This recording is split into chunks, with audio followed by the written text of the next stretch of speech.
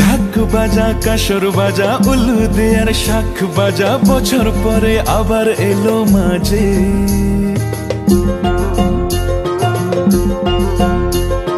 পুজো পুজো গন্ধ নিয়ে, নতুন গানের ছন্দ নিয়ে, শারদিয়ায় খুশিতে মন নাচে। এলো এলো এলো এলো মা দুর্গা, আরে এলো এলো এলো এলো মা দুর্গা। ঢাক বাজা কাসর বাজা উলু দেয়ার শাঁখ বাজা, বছর পরে আবার এলো মাঝে। পুজো পুজো গন্ধ নিয়ে, নতুন গানের ছন্দ নিয়ে, শারদিয়ায় খুশিতে মন নাচে।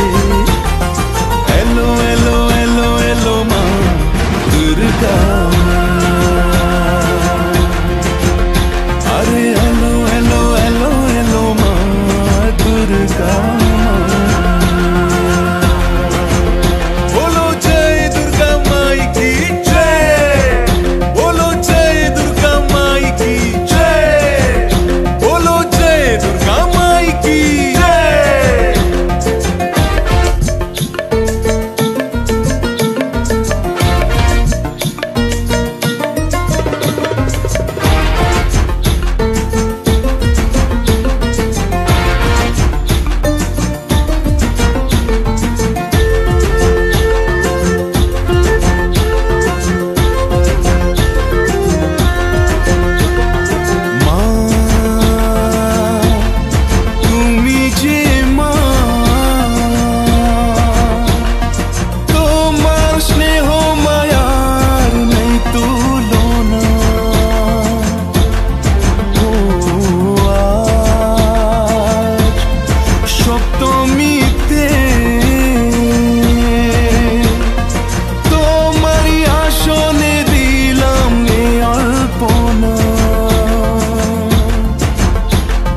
নতুন জামা নতুন শাড়ি, ঘরে পুজো বারোয়ারি, সবকিছুতে প্রেম জড়িয়ে আছে।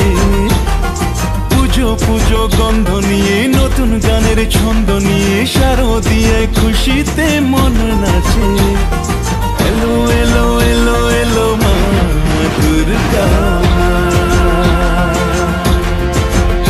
আরে এলো এলো এলো এলো মা দুর্গা। এক নিবিড় অরণ্য ছিল, তাতে ছিল বড় বড় বট, সারি সারি তাল তমাল, পাহাড় পর্বত, আর ছিল ছোট নদী মালিনী। মালিনীর জল বড় স্থির, আয়নার মতো। তাতে গাছের ছায়া, নীল আকাশের ছায়া, রাঙা মেঘের ছায়া সকলই দেখা যেত। আর দেখা যেত গাছের তলায় কতগুলি কুটিরের ছায়া। নদী তীরে যে নিবিড় বন ছিল, তাতে অনেক জীবজন্তু ছিল। কত হাঁস, কত বক সারা দিন খালের ধারে, বিলের জলে ঘুরে বেড়াত। কত ছোট ছোট পাখি, কত টিয়া পাখির ঝাঁক গাছের ডালে ডালে গান গাইত, কোটরে কোটরে বাসা বাঁধত। দলে দলে হরিণ, ছোট ছোট হরিণ শিশু পুষের বনে, ধানের খেতে, কচি ঘাসের মাঠে খেলা করত। বসন্তে কোকিল গাইত, বর্ষায় ময়ূর নাচত। এই বনে 3000 বছরের এক প্রকাণ্ড বটগাছের তলায় মহর্ষি কর্ণদেবের আশ্রম ছিল। সেই আশ্রমে জটাধারী তপস্বী কর্ণ আর মা গৌতমী ছিলেন।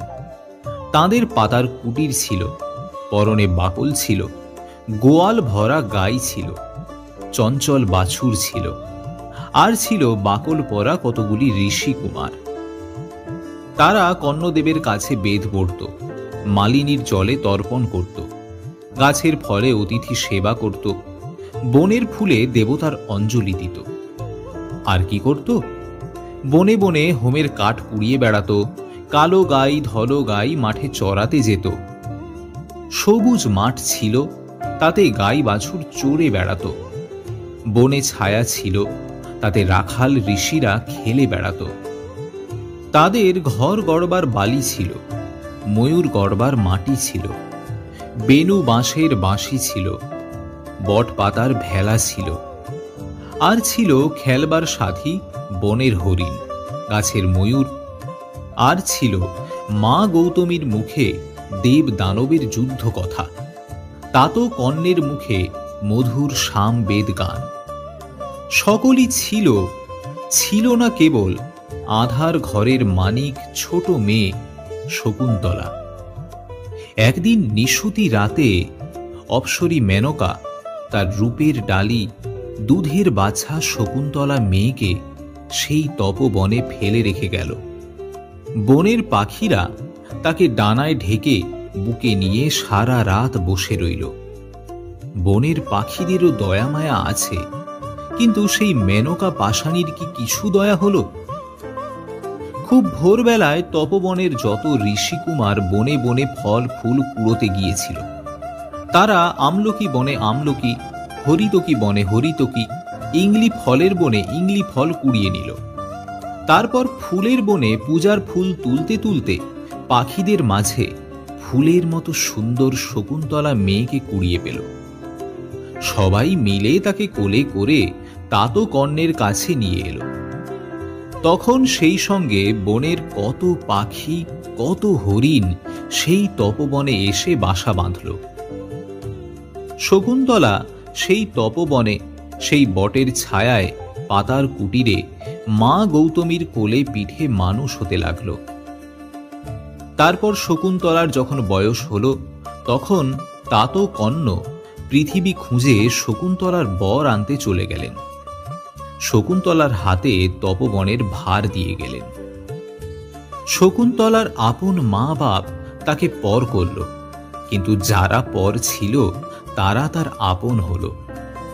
তাতো কর্ণ তার আপনার, মা গৌতমী তার আপনার, ঋষি বালকেরা তার আপনার ভাইয়ের মতো। গোয়ালের গাই বাছুর সেও তার আপনার, এমনকি বনের লতা পাতা তারাও তার আপনার ছিল।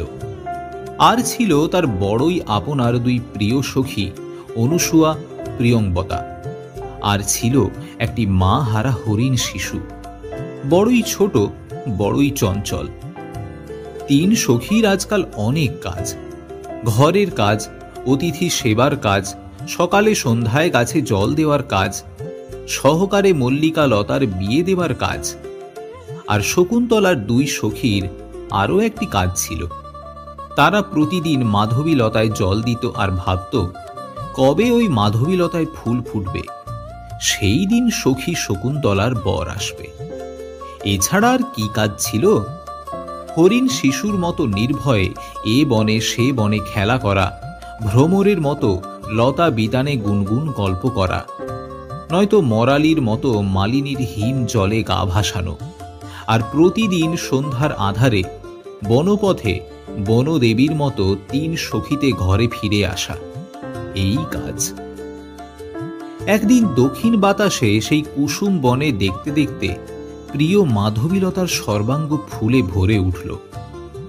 আজ সখীর বর আসবে বলে চঞ্চল হরিণীর মতো অনুসুয়া, প্রিয়ংবদারাও চঞ্চল হয়ে উঠল। যে দেশে ঋষির তপবন ছিল, সেই দেশের রাজার নাম ছিল দুষ্মন্ত। সেই কালে এত বড় রাজা কেউ ছিল না। তিনি পূব দেশের রাজা, পশ্চিম দেশের রাজা, উত্তর দেশের রাজা, দক্ষিণ দেশের রাজা, সব রাজার রাজা ছিলেন। 7 সমুদ্র 13 নদী সব তাঁর রাজ্য। পৃথিবীর এক রাজা, রাজা দুষ্মন্ত। তাঁর কত সৈন্য সামন্ত ছিল, হাতিশালে কত হাতি ছিল, ঘোড়াশালে কত ঘোড়া ছিল, গাড়িখানায় কত সোনা রূপোর রথ ছিল, রাজমহলে কত দাস দাসী ছিল। দেশ জুড়ে তাঁর সুনাম ছিল, ক্রোশ জুড়ে সোনার রাজপুরী ছিল। আর ব্রাহ্মণ কুমার মাধব্য সেই রাজার প্রিয় সখা ছিল। যেদিন তপবনে মল্লিকার ফুল ফুটল, সেই দিন 7 সমুদ্র 13 নদীর রাজা, রাজা দুষ্মন্ত প্রিয় সখা মাধব্যকে বললেন, চলো বন্ধু, আজ মৃগয়ায় যাই। মৃগয়ার নামে মাধব্যের যেন জ্বর এলো। গরিব ব্রাহ্মণ রাজবাড়িতে রাজার হালে থাকে, দুবেলা থালা থালা লুচি মন্ডা, ভারী ভারী ক্ষীর দই দিয়ে মোটা পেট ঠান্ডা রাখে। মৃগয়ার নামে বেচারার মুখ এতটুকু হয়ে গেল। বাঘ ভালুকের ভয়ে প্রাণ তার কেঁপে উঠল। না বলবার জো কি, রাজার আজ্ঞা। অমনি হাতি সালে হাতি সাজল, ঘোড়া সালে ঘোড়া সাজল, কোমর বেঁধে পালোয়ান এলো, বর্ষা হাতে শিকারি এলো, ধনুক হাতে ব্যাধ এলো, জাল ঘাড়ে জেলে এলো। তারপর সারথি রাজার সোনার রথ নিয়ে এলো। সিংহদ্বারে সোনার কপাট ঝনঝন করে খুলে গেল। রাজা সোনার রথে শিকারে চললেন।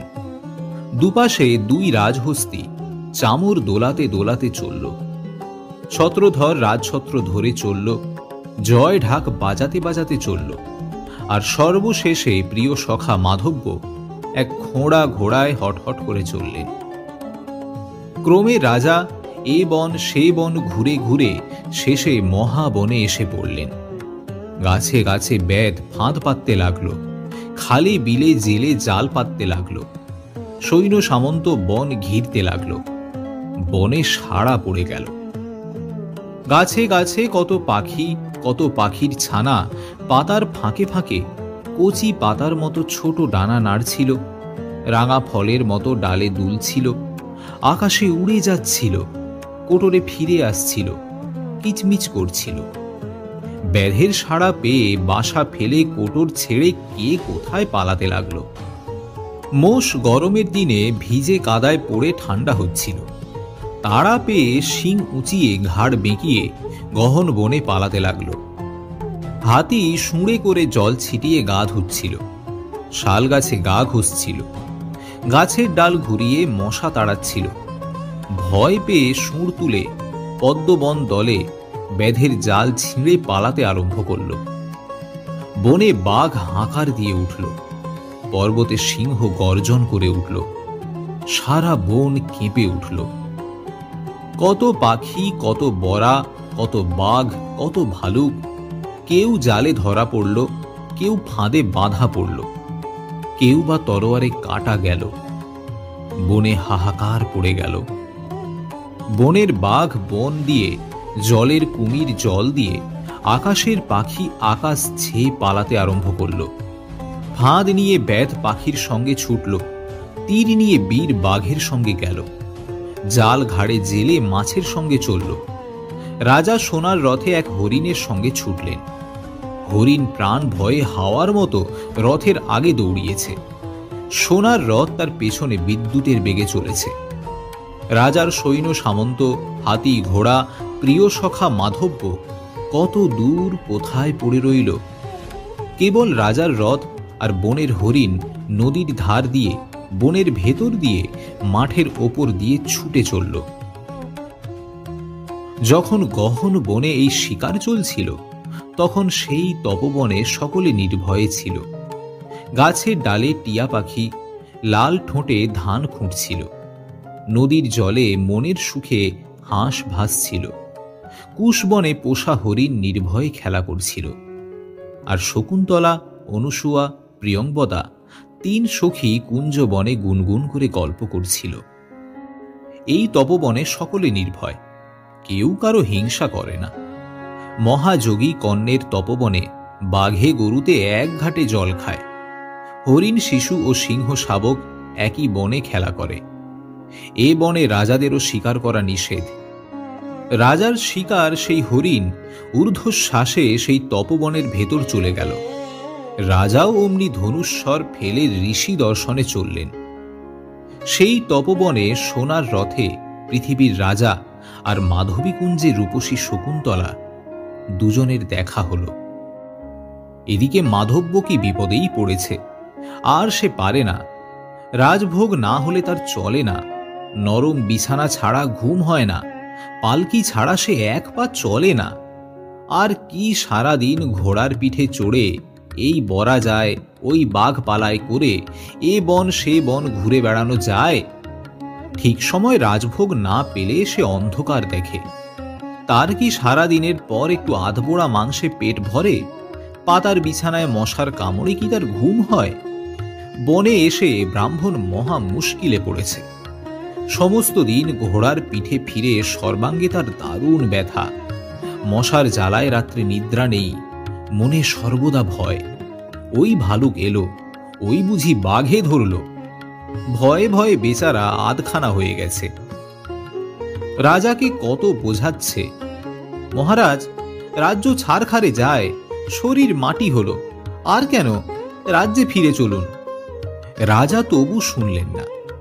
শকুন্তলাকে দেখে অবধি রাজকার্য ছেড়ে, মৃগয়া ছেড়ে তপস্বীর মতো সেই তপবনে রইলেন।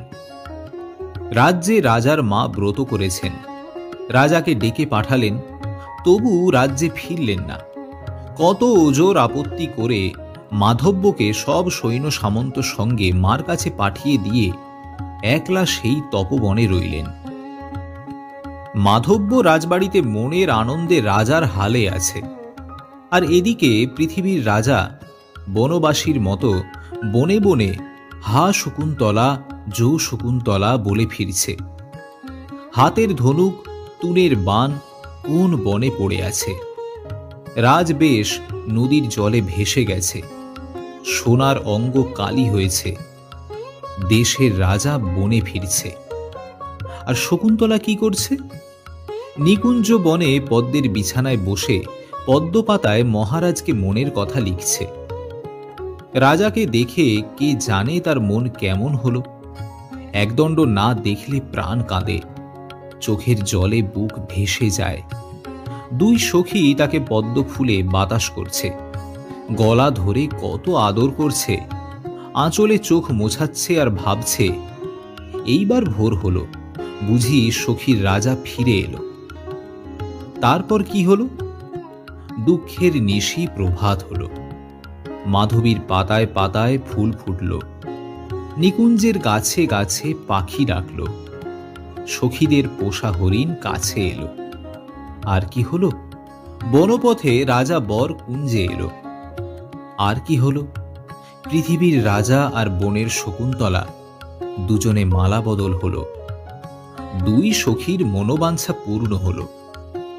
তারপর কতদিন পরে সোনার সাঁঝে সোনার রথ রাজাকে নিয়ে রাজ্যে গেল, আর আঁধার বনপথে দুই প্রিয় সখী শকুন্তলাকে নিয়ে ঘরে গেল। রাজা রাজ্যে চলে গেলেন, আর শকুন্তলা সেই বনে দিন গুনতে লাগল।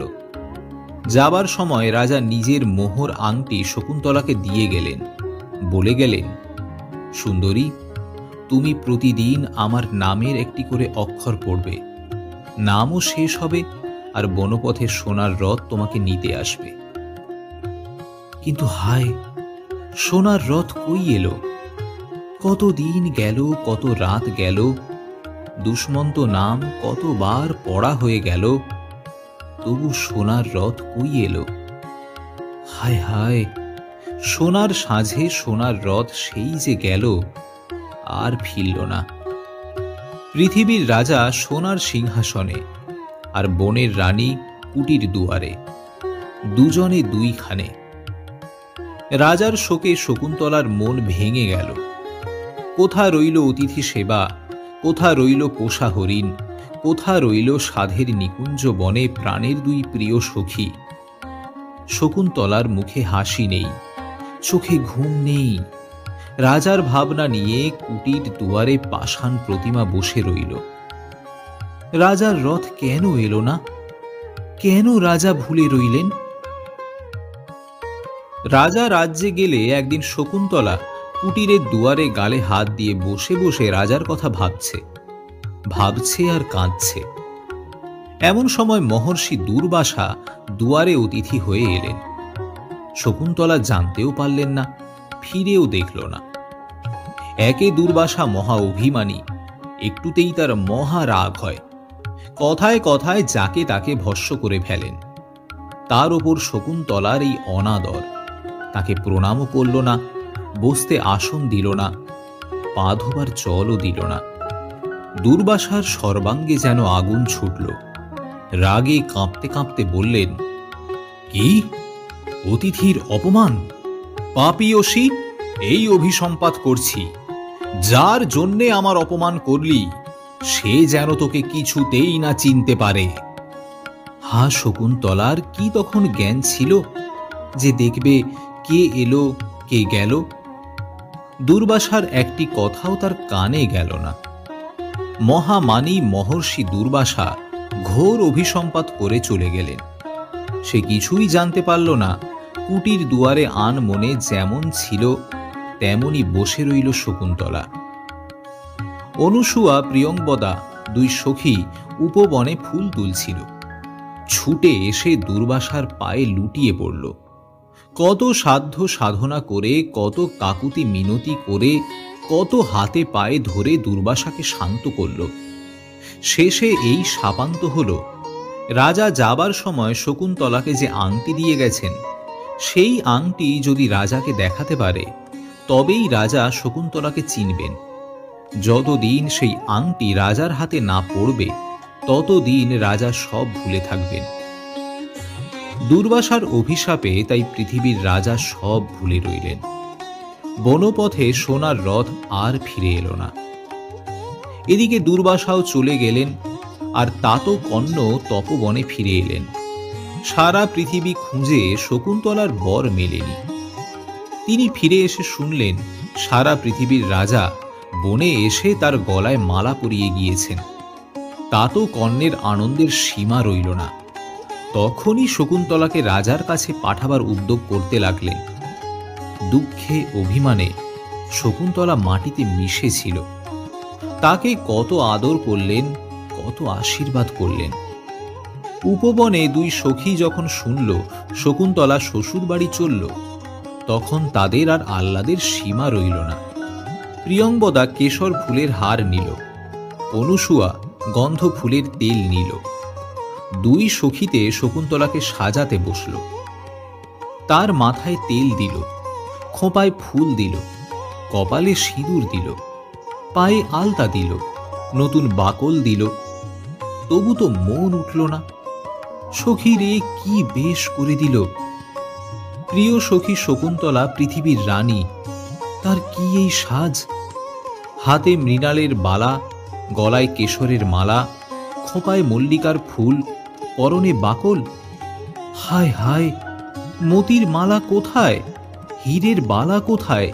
সোনার মল কোথায়? পরনে শাড়ি কোথায়? বনের দেবতারা সখীদের মনোবাঞ্ছা পূর্ণ করলেন। বনের গাছ থেকে সোনার শাড়ি উড়ে এসে পড়ল, পায়ের মল বেজে উঠল। বন দেবতারা পলকে বনবাসিনী শকুন্তলাকে রাজেশ্বরী মহারানীর সাজে সাজিয়ে দিলেন।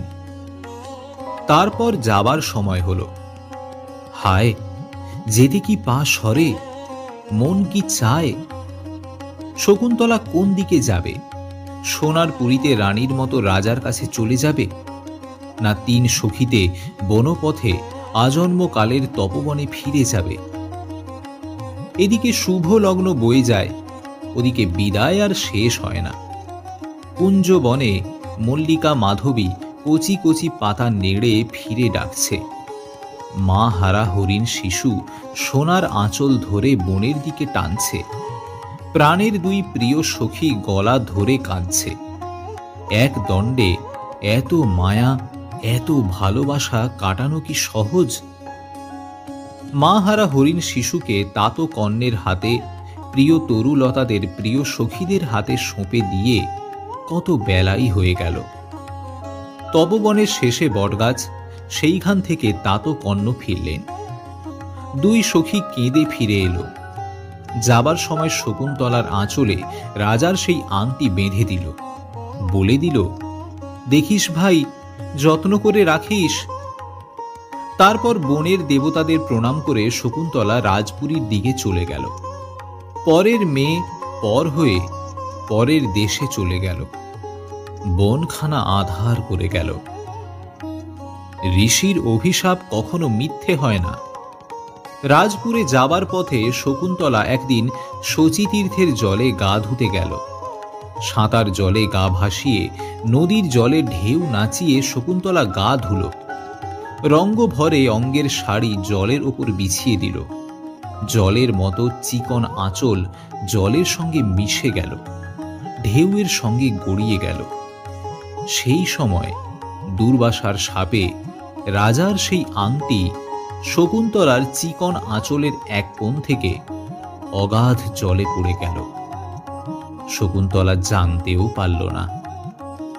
তারপর ভিজে কাপড়ে তীরে উঠে কালো চুল এলো করে হাসি মুখে শকুন্তলা বনের ভিতর দিয়ে রাজার কথা ভাবতে ভাবতে শূন্য আঁচল নিয়ে রাজপুরে চলে গেল। আংটির কথা তার মনেই পড়ল না। দুর্বাসার সাপে রাজা শকুন্তলাকে একেবারে ভুলে বেশ সুখেই আছেন। 7 ক্রোশ জুড়ে রাজার 7 মহল বাড়ি, তার এক এক মহলে এক এক রকম কাজ চলছে। প্রথম মহলে রাজসভা, সেখানে সোনার থামে সোনার ছাদ, তার তলায় সোনার সিংহাসন, সেখানে দোষী নির্দোষের বিচার চলছে। তারপর দেব মন্দির, সেখানে সোনার দেওয়ালে মানিকের পাখি, মুক্তোর ফল, পান্নার পাতা। মাঝখানে প্রকাণ্ড হোমকুণ্ড, সেখানে দিবা রাত্রি হোম হচ্ছে। তারপর অতিথিশালা, সেখানে সোনার থালায় 2 সন্ধ্যা লক্ষ লক্ষ অতিথি খাচ্ছে। তারপর নৃত্যশালা, সেখানে নাচ চলছে, শানের ওপর সোনার নুপুর রুনু রুনু করে বাজছে, স্ফটিকের দেওয়ালে অঙ্গের ছায়া তালে তালে নাচছে। সঙ্গীতশালায় গান চলছে। সোনার পালঙ্কে পৃথিবীর রাজার রাজা দুষ্মন্ত বসে আছেন। দক্ষিণ দুয়ারি ঘরে দক্ষিণের বাতাস আসছে। শকুন্তলার কথা তার মনেই নেই। হায়, দুর্বাসার সাপে সুখের অন্তঃপুরে সোনার পালঙ্কে রাজা সব ভুলে রইলেন। আর শকুন্তলা কত ঝড় বৃষ্টিতে কত পথ চলে রাজার কাছে এলো, রাজা চিনতেও পারলেন না। বললেন, কন্যে, তুমি কেন এসেছো? কি চাও? টাকা কড়ি চাও না ঘর বাড়ি চাও? কি চাও? শকুন্তলা বলল, মহারাজ, আমি টাকা চাই না, কড়িও চাই না, ঘর বাড়ি কিছুই চাই না। আমি চাই তোমায়। তুমি আমার রাজা, আমার গলায় মালা দিয়েছ, আমি তোমায় চাই। রাজা বললেন, ছি ছি কন্যে, এ কি কথা? তুমি হলে বনবাসিনী তপস্বিনী, আমি হলেম রাজেশ্বর মহারাজা। আমি তোমায় কেন মালা দেব? টাকা চাও, টাকা নাও, ঘর বাড়ি চাও, তাই নাও, গায়ের গহনা চাও তো তাও নাও, রাজেশ্বরী হতে চাও, এ কেমন কথা? রাজার কথায় শকুন্তলার প্রাণ কেঁদে উঠল। কাঁদতে কাঁদতে বলল, মহারাজ, সে কি কথা? আমি যে সেই শকুন্তলা, আমায় ভুলে গেলে? মনে নেই মহারাজ, সেই মাধবী বনে একদিন আমরা 3 সখীতে গুনগুন গল্প করছিলুম। এমন সময় তুমি অতিথি এলে, সখীরা তোমার পা ধোবার জল দিল, আমি আঁচলে ফল এনে দিলাম, তুমি হাসি মুখে তাই খেলে। তারপর একটা পদ্ম পাতায় জল নিয়ে আমার হরিণ শিশুকে খাওয়াতে গেলে, সে ছুটে পালালো। তুমি কত ডাকলে, কত মিষ্টি কথা বললে, কিন্তু কিছুতেই এলো না। তারপর আমি ডাকতেই আমার কাছে এলো, আমার হাতে জল খেলো। তুমি আদর করে বললে, দুজনেই বনের প্রাণী কিনা, তাই এত ভাব। শুনে সখীরা হেসে উঠল, আমি লজ্জায় মরে গেলাম। তারপর মহারাজ, তুমি কতদিন তপস্বীর মতো সে বনে রইলে, বনের ফল খেয়ে, নদীর জল খেয়ে কতদিন কাটালে। তারপর একদিন পূর্ণিমা রাতে মালিনীর তীরে নিকুঞ্জ বনে আমার কাছে এলে, আমার গলায় মালা দিলে। মহারাজ, সেই কথা কি ভুলে গেলে? যাবার সময় তুমি মহারাজ আমার হাতে তোমার আংটি পরিয়ে দিলে, প্রতিদিন তোমার নামের একটি করে অক্ষর পড়তে বলে দিলে। বলে গেলে নামও শেষ হবে আর আমায় নিতে সোনার রথ পাঠাবে। কিন্তু মহারাজ, সোনার রথ কই পাঠালে? সব ভুলে রইলে। মহারাজ, এমনই করে কি কথা রাখলে? বনবাসিনী শকুন্তলা রাজার কাছে কত অভিমান করল, রাজাকে কত অনুযোগ করল।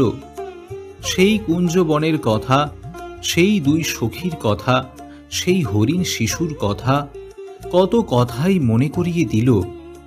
তবু রাজার মনে পড়ল না। শেষে রাজা বললেন, কই কন্যা, দেখি তোমার সেই আংটি। তুমি যে বললে আমি তোমায় আংটি দিয়েছি, ওই দেখাও দেখি কেমন আংটি। শকুন্তলা তাড়াতাড়ি আঁচল খুলে আংটি দেখাতে গেল, কিন্তু হায়, আঁচল শূন্য। রাজার সেই 7 রাজার ধন, 1 মানিকের বরণ আংটি কোথায় গেল? এতদিনে দুর্বাসার সাপ ফলল। হায়, রাজাও তার পর হলেন, পৃথিবীতে আপনার লোক কেউ রইল না। মা গো বলে শকুন্তলা রাজসভায় শানের ওপর ঘুরে পড়ল।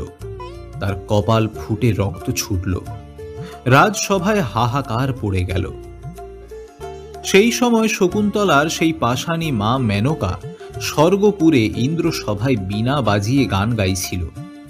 হঠাৎ তার বীণার তার ছিঁড়ে গেল, গানের সুর হারিয়ে গেল। শকুন্তলার জন্য তার প্রাণ কেঁদে উঠল। অমনি সে বিদ্যুতের মতো মেঘের রথে এসে রাজার সভা থেকে শকুন্তলাকে কোলে তুলে একেবারে হেমকূট পর্বতে নিয়ে গেল। সেই হেমকূট পর্বতে কশ্যপের আশ্রমে স্বর্গের অপ্সরাদের মাঝে কত দিনে শকুন্তলার একটি রাজ চক্রবর্তী রাজকুমার হল। সেই কোল ভরা ছেলে পেয়ে শকুন্তলার বুক জুড়াল। শকুন্তলা তো চলে গেল। এদিকে রাজবাড়ির জেলেরা একদিন শচীতীর্থের জলে জাল ফেলতে আরম্ভ করল। রূপলি রঙের সরল পুঁটি, চাঁদের মতো পায়রা চাঁদা, সাপের মতো বান মাছ, দাঁড়াওয়ালা চিংড়ি, কাঁটা ভরা বাটা, কত কি জালে পড়ল। সোনালি রূপলি মাছে নদীর পাড়, মাছের ঝুড়ি যেন সোনায় রূপোয় ভরে গেল।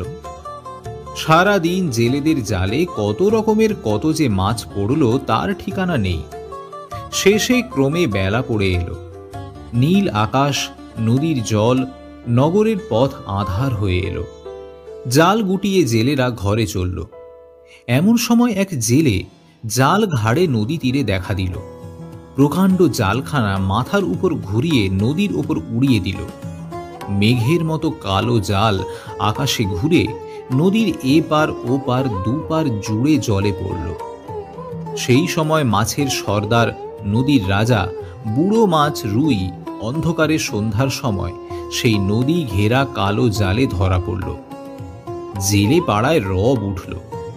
জাল কাটবার গুরু মাছের সর্দার বুড়ো রুই এতদিনে জালে পড়েছে। যে যেখানে ছিল নদী তীরে ছুটে এলো। তারপর অনেক কষ্টে মাছ ডাঙায় উঠল। এত বড় মাছ কেউ কখনো দেখেনি।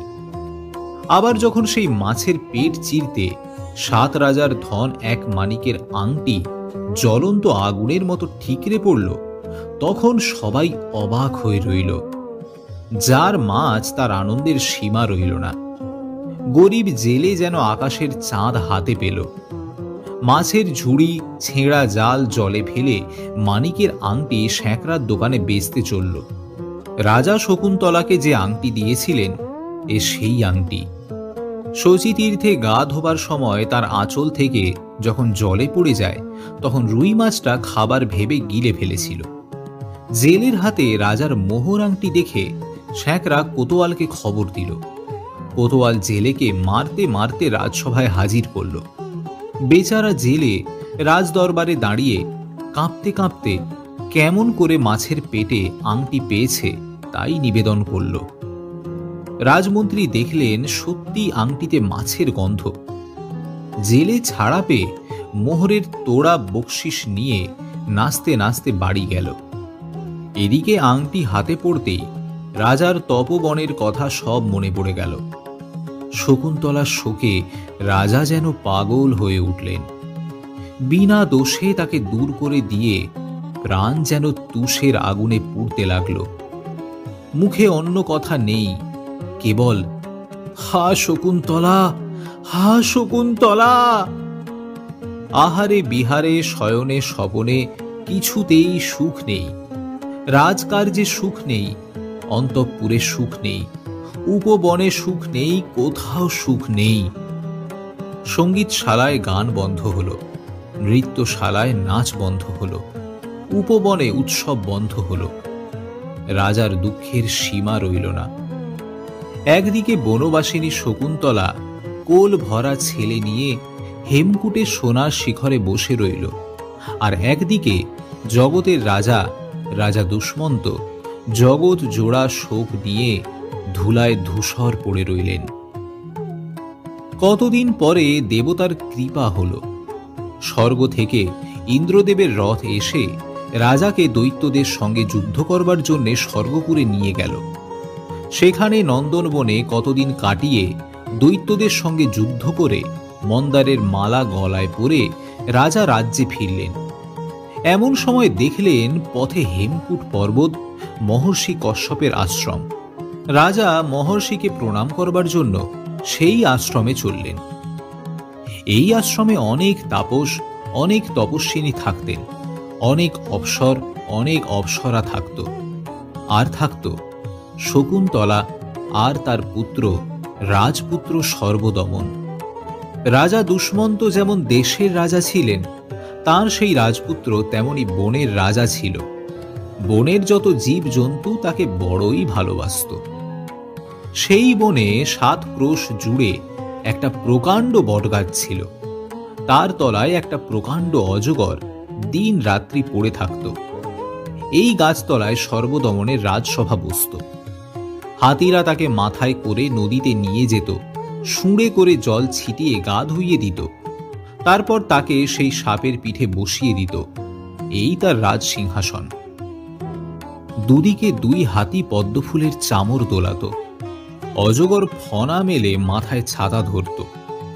ভালুক ছিল মন্ত্রী, সিংহ ছিল সেনাপতি, বাঘ চৌকিদার, শেয়াল ছিল কোটাল, আর ছিল সুখ পাখি তার প্রিয় সখা। কত মজার মজার কথা বলতো, দেশ বিদেশের গল্প করত। সে পাখির বাসায় পাখির ছানা নিয়ে খেলা করত, বাঘের বাসায় বাঘের কাছে বসে থাকত। কেউ তাকে কিছু বলতো না, সবাই তাকে ভয় করত, ভালোবাসত। রাজা যখন সেই বনে এলেন, তখন রাজপুত্র একটা সিংহ শিশুকে নিয়ে খেলা করছিল। তার মুখে হাত পুরে দাঁত গুনছিল, তাকে কোলে পিঠে করছিল, তার জটা ধরে টানছিল। বনের তপস্বিনীরা কত ছেড়ে দিতে বলছিলেন, কত মাটির ময়ূরের লোভ দেখাচ্ছিলেন, কিন্তু শিশু কিছুতেই শুনছিল না। এমন সময় রাজা সেখানে এলেন। সিংহ শিশুকে ছাড়িয়ে সেই রাজ শিশুকে কোলে নিলেন। দুষ্টু শিশু রাজার কোলে শান্ত হল। সেই রাজ শিশুকে কোলে করে রাজার বুক যেন জুড়িয়ে গেল। রাজা তো জানেন না যে এ শিশু তাঁরই পুত্র। ভাবছেন পরের ছেলেকে কোলে করে মন কেন এমন হলো, তার উপর কেন এত মায়া হলো। এমন সময় শকুন্তলা অঞ্চলের নিধি কোলের বাছাকে খুঁজতে খুঁজতে সেখানে এলেন। রাজা রানীতে দেখা হলো। রাজা আবার শকুন্তলাকে আদর করলেন, তার কাছে ক্ষমা চাইলেন।